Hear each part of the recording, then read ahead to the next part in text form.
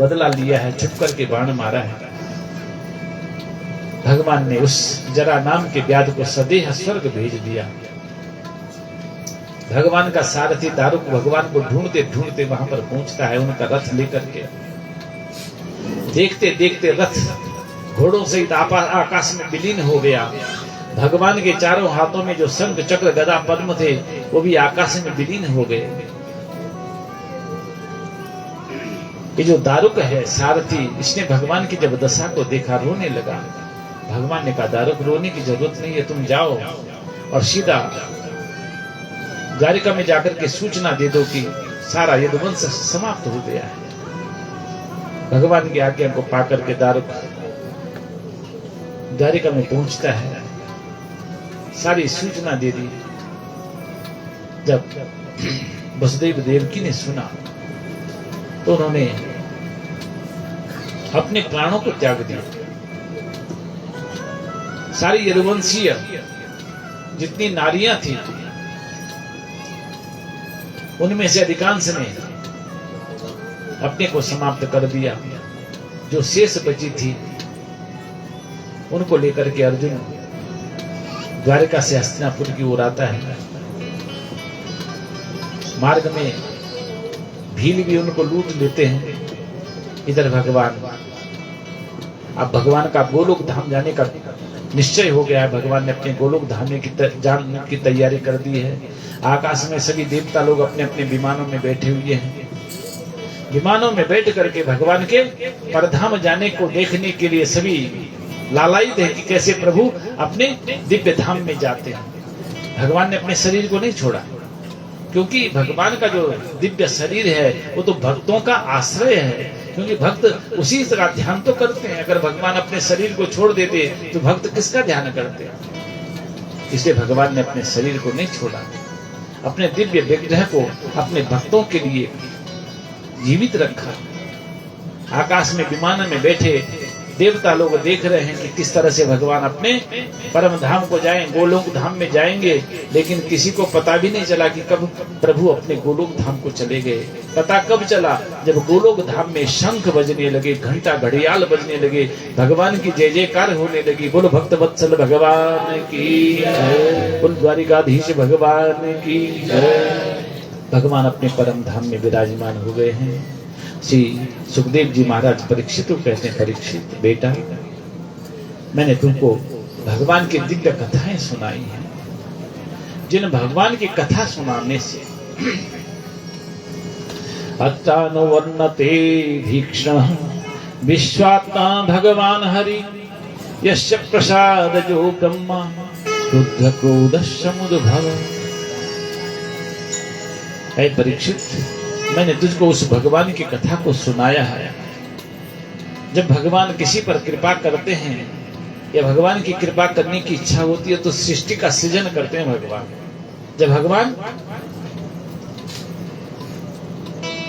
अपने दिव्य स्वभाव में रहते हैं, प्रेम में रहते हैं, तो क्या करते हैं? सृष्टि का सृजन कर देते हैं, सृष्टि का पालन करते हैं। और जब भगवान को क्रोध आता है ना, तो वही सारी सृष्टि का हरण कर लेते हैं। यस्य प्रसाद जो ब्रह्मा रुद्र क्रोध समुद्भव। जब भगवान प्रसन्न होते हैं तो ब्रह्मा का निर्माण करते हैं और ब्रह्मा जी सृष्टि का सृजन करते हैं। और वही भगवान जब क्रोध में आते हैं तो रुद्र बन करके सारी सृष्टि का लय कर देते हैं। बेटा, सृष्टि का पालन, उत्पादन और लय करने वाले जिन प्रभु की कृपा से और जिन प्रभु की कथा मैंने तुझको सुनाई है, क्या तेरे अंदर अभी भी मृत्यु भय है? तम तो राजन मरिष्येति वसो बुद्धि माम जहि न जातः प्राग भूतोद्य देहवत्वं न नंक्षसि। बेटा, तू जो ये सोच रहा है ना कि मैं मर जाऊंगा, तक्षक नाग आज करके मुझको काटेगा और मैं उसके जहर से जल जाऊंगा, मर जाऊंगा, बेटा ये पशु बुद्धि है। मरता तो ये शरीर है, तू तो अजर है, अमर है। न तू पहले मरा था ना बाद में मरेगा, ना अब मरेगा। जो तू तो पहले भी था, अब भी और बाद में भी रहेगा। न जाता प्राग भूतेद्य देहवत्वं नंक्षसि। मरेगा तो तेरा ये शरीर मरेगा। हे राजन, स्वप्ने यथा शिरश्छेदम पंचत्वाध्यात्मना स्वयं यस्मात् पश्यति देहस्य ततः आत्मा अजरो अमरः। जिस सपने में कोई सोए में क्या सपना देखता कि मेरा सिर कट गया, अथवा कहीं देखते हैं कि मैं पर्वत से गिर गया हूँ, चोट लग गई है, और सपने में ही रोना शुरू कर देता है। रोते रोते उसकी नींद टूटती है तो क्या देखता है, वो तो अपने पलंग पर सो रखा है। बोले जीवन मरण का यही है, इसके अलावा और कुछ नहीं। जैसे सपने में कोई अपने को मरा हुआ समझता है ना, इसी तरह से जीवन मरण का नियम है। क्योंकि मरता तो ये शरीर है, आत्मा तो तब भी थी, अब भी और आगे भी रहेगी। हे राजन, घटे भिन्ने यथा काश आकाशस्य यथा पुरा एवं देहे मिते जीवो ब्रह्म संपद्यते पुनः। जैसे खाली घड़ा रखा हुआ हमने जमीन पर, खाली घड़ा है, और इसी घड़े को अगर हमने फोड़ दिया तो उसके अंदर का जो खालीपन है वहां जाता है, किसी को दिखाई देता है। जिस तरह से घटा आकाश, आकाश कहते हैं खालीपन को, जिस तरह से घटा आकाश महान आकाश में मिल जाता है, उसी तरह से हमारे शरीर में रहने वाली जो आत्मा है ना, वो परमात्मा में विलीन हो जाती है। हम परमात्मा के अंश हैं, वो हमारा अंशी है। ये जीने मरने का कब तक भाव रहता है? बोले जैसे दिए के अंदर तेल होता है और उस पर बत्ती लगी रहती है, जब तक उसमें तेल रहता है तो बत्ती जलती रहती है, और जैसे तेल खत्म हुआ बत्ती बुझ जाती है। उसी तरह से ये शरीर है, जब तक इसके अंदर आत्मा रहती है तो इसके अंदर जीने मरने का भाव रहता है, और जैसे आत्मा यहाँ से निकल जाती है, जैसे दीपक का दीपत्व समाप्त हो जाता है, उसी तरह से शरीर का ये जीवत्व समाप्त हो जाता है, ये मिट्टी बन जाता है। इसलिए बेटा तू चिंता मत कर, तू कहाँ मरने वाला है। तू ऐसा समझ कि मैं तो परमात्मा का अंश हूँ। अहम ब्रह्म परम धाम ब्रह्माहम परमम पदम। मैं ब्रह्मा का पुत्र हूँ और ब्रह्मा मेरे आश्रय है, वही ब्रह्म परमात्मा जिसको कहते हैं। अहम ब्रह्म परम धाम ब्रह्माहम परमम पदम एवं समीक्षणात्मानम आत्मन्याधाय निष्कलेः। तू अपने को परमात्मा का पुत्र क्यों नहीं समझ रहा है? तो ये समझ कि मैं तो परमात्मा का बेटा हूं, मेरा कोई कुछ नहीं बिगाड़ सकता है। निर्भय होकर के परमात्मा का चिंतन कर। संसार में जब जंगल में जब शेर की गर्जना होती है ना, तो सारे जानवर डरते हैं, लेकिन उसका बेटा नहीं डरता है, क्योंकि उसको पता है कि मेरा पिता मेरा कुछ नहीं बिगाड़ेगा। उसी तरह से अरे हम तो उस परमात्मा के बेटे हैं, और उस परमात्मा के पुत्र होने के कारण ये मृत्यु हमारा कुछ नहीं बिगाड़ पाएगी। एवं समीक्षमात्मानम आत्मन्याधाय निष्कले। इसलिए बेटा अपनी आत्मा की समीक्षा कर, विचार कर। तू कहां मरने वाला है, तू तो अमर है। इतना कह करके गुरुजी ने कहा, बेटा अब तो ये बता कि तुझको और क्या क्या सुनना है। परीक्षित ने कहा, गुरुदेव अब कुछ नहीं सुनना, मैं समझ गया। सिद्धोस्मि अनुगृहीतोस्मि भवतः करुणात्मना। आपकी कृपा से मैं सिद्ध हो गया हूं। श्रावितो यच्च मे साक्षात अनादि निधनो हरि। आपके मुख से मैंने अनादि निधनो हरि, उन प्रभु की दिव्य चरित्र को श्रवण किया है। भगवान तक्षकादिभ्यो मृत्युभ्यो न बिभेम्य हम। गुरुदेव अब तक्षक का भय मेरा समाप्त हो गया है। मैं तक्षक से भयभीत नहीं हूँ, मृत्यु से भयभीत नहीं हूँ। प्रविष्टो ब्रह्म निर्वाणम अभयम दर्शितम दया। क्योंकि आपने मुझको अभय पद दिखा दिया है, मुझको निर्भय बना दिया है। अज्ञानम च निरस्तम में ज्ञान विज्ञान निष्ठया भवता दर्शतम क्षेमम परमम भगवतम पदम। प्रभु मेरा अज्ञान निरस्त हो गया, नष्ट हो गया है, मुझको परम ज्ञान की प्राप्ति हो गई है। मेरी निष्ठा ज्ञान में निहित हो गई है। भवता दर्शितम क्षेमम परमम भगवतः पदम, आपने मुझको भगवान का जो परम पद है उसका दर्शन करा दिया है, अब मुझे कुछ सुनना नहीं है बाकी। इतना कह करके परीक्षित महाराज ने सदगुरुदेव श्री सुखदेव जी की पूजा करी और गुरुदेव को विदा कर दिया। बोल गुरुदेव जी भगवान की। परीक्षित वो सदगुरुदेव सुखदेव जी चले गए। उसके बाद परीक्षित महाराज ने पद्मासन लगाया और पद्मासन लगा करके प्राणायाम के द्वारा अपने प्राणों को खींच करके सीधा ब्रह्मरंध्र में खींच दिया। और ध्यान देना, जो यम के दूत है ना, उनकी सीमा कहां तक है? बोले उनकी सीमा केवल आंखों तक है, क्योंकि आंखों तक ही हम पाप करते हैं, इसके ऊपर उनकी पहुंच नहीं है। और उन्होंने अपनी आत्मा तो ब्रह्मरंध्र में स्थापित कर दिया है, भगवान से उनका संबंध जुड़ गया है। इधर तक्षक नाग ब्राह्मण का वेश बना करके आता है। रास्ते में उनको एक ब्राह्मण मिलता है जिसका नाम कश्यप है। तक्षक ने पूछा, भाई ब्राह्मण देवता तुम कहाँ जा रहे हो? बोले मैंने सुना है कि तक्षक नाग आएगा और परीक्षित महाराज को काटेगा, मैंने परीक्षित महाराज को जिंदा करना है। बोले तेरे अंदर इतनी ताकत है? बोले हाँ हाँ मेरे अंदर इतनी ताकत है। अब वहां पर एक पीपल का पेड़ था हरा भरा, इस तक्षक ने उसको उस पर डंक मारा, सारा पेड़ भस्म हो गया। लेकिन इस कश्यप ब्राह्मण ने अपने मंत्र शक्ति से उसको फिर हरा भरा कर दिया। समझ गया तक्षक कि ये राजा को बचा देगा। उसने कहा, भाई क्यों बचा रहा है तू राजा को? बोले क्यों? रुपया पैसे के लिए। और क्यों? तक्षक ने उसको खूब रुपया पैसा दिया और वहीं से लौटा दिया। और ब्राह्मण का वेश बना करके परीक्षित के पास पहुंचता है। अब किसी ने रोका नहीं, क्योंकि ब्राह्मण समझ करके हर किसी ने उसको अंदर जाने दिया। और जैसे परीक्षित के पास पहुंचता है, अपने स्वरूप में आकर के, अपने रूप में आकर किसने परीक्षित के चरणों में अपना डंक मारा।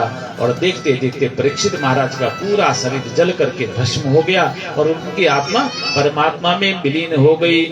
बोल परीक्षित महाराज की जय, बोल भागवत भगवान की जय। भागवत जी की कृपा से परीक्षित का उद्धार होता है, परमात्मा में उनकी आत्मा विलीन हो जाती है।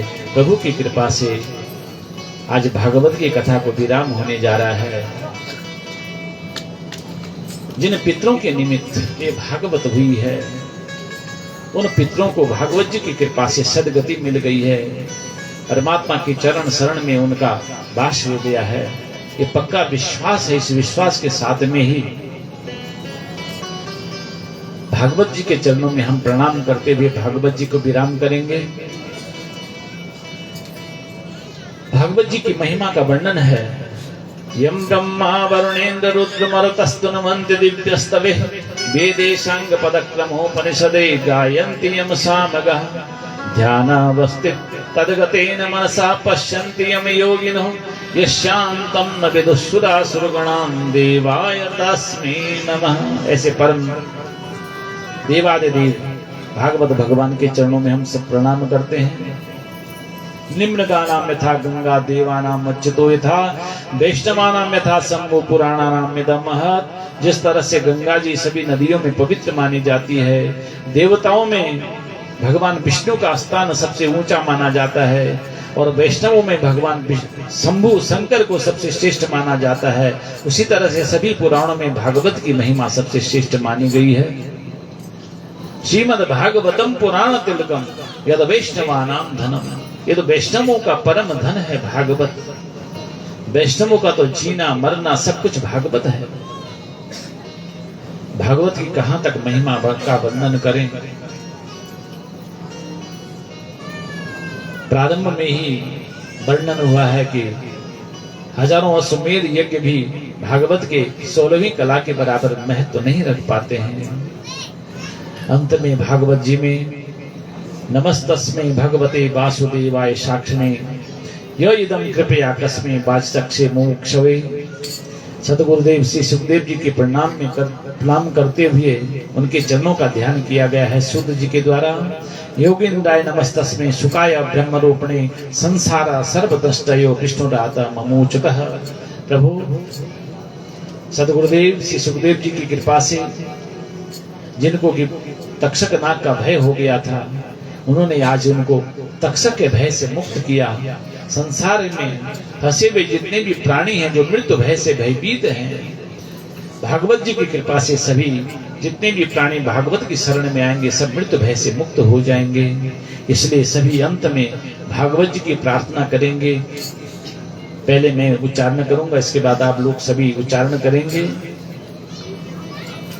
भवे भवे यथा भक्ति, भवे भवे यथा भक्ति, पादयोस्तव जायते, पादयोस्तव जायते, तथा कुरुष्व देवेश, तथा कुरुष्व देवेश, नाथस्त्वं नो यत प्रभो, नाथस्त्वं नो यतः प्रभो, नाम संकीर्तनम यस्य, नाम संकीर्तनं यस्य, सर्व पाप प्रणाशनम, सर्व पाप प्रणाशनम्, प्रणामो दुख शमनम, प्रणामो दुःख शमनम्, तम नमामि हरिं परम, तं नमामि हरिं परम्, तम नमामि हरिं परम।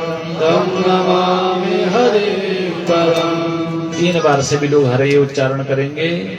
ओम हरे नमः, ओम हरे नमः, ओम हरे नमः, ओम हरे नमः, ओम हरे नमः, ओम हरे नमः।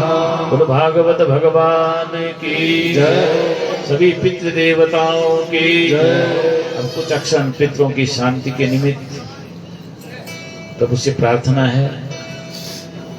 आओ पितरों के शांति के निमित्त कुछ गुनगुनाए।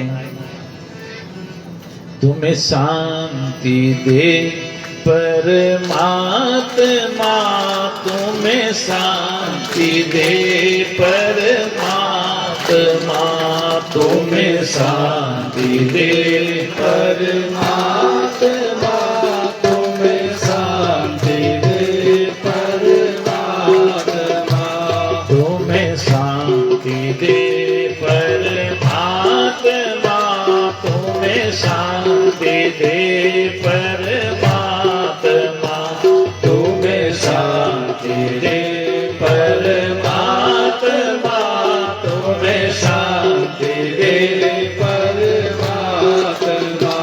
श्रद्धा सुमन अर्पित करें, श्रद्धा सुमन अर्पित करें, हम दिवंगत आत्मा, हम दिवंगत आत्मा, तुम्हें शांति दे परमात्मा, तुम्हें शांति दे परमात्मा, तुम्हें शांति दे परमात्मा, तुम्हें शांति दे परमात्मा।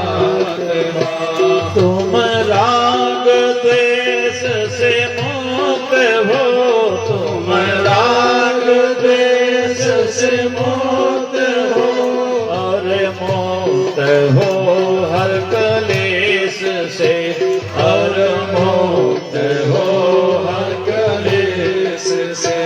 जाना है सबको एक दिन, जाना है सबको एक दिन, इस मानव कलेवर वेश से, मानव कलेवर वेश से।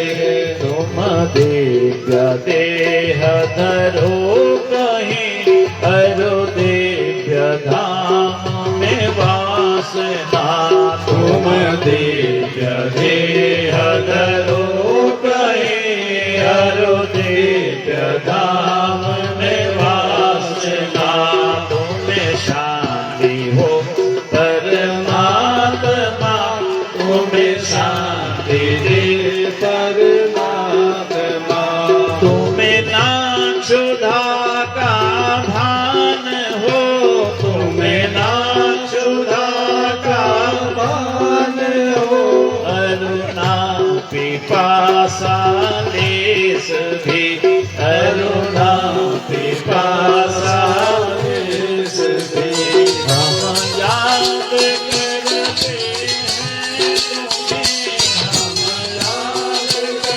हैं तुम्हें, हरो याद कर गाँव भी तुम मुक्त हो और विरत हो, ना हो तुम्हें यम यातना, तुम मुक्त हो और विरत हो, ना हो तुम्हें यम यातना, तुम्हें शांति दे परमात्मा, तुम्हें शांति दे परमात्मा। बोलो पितृ देवताओं की जय। अब कथा का विराम होने जा रहा है। विराम से पहले पूर्णाहुति होगी, इसलिए पूर्णाहुति में जितने भी आप लोग सम्मिलित होना चाहती हैं, सबका हाथ लगा हुआ है, इस पे सबका हाथ लगा हुआ है। इसके बाद जाकर के पूर्णाहुति करो। तब तक हम लोग पूर्णमदः पूर्णमिदं पूर्णात् पूर्णमुदच्यते पूर्णस्य पूर्णमादाय पूर्णमेवावशिष्यते। सभी लोग हाथ लगा दें केवल बाहर से, और उसके बाद पूर्णाहुति। सब बाकी बैठे रहे, अभी कथा बहुत है।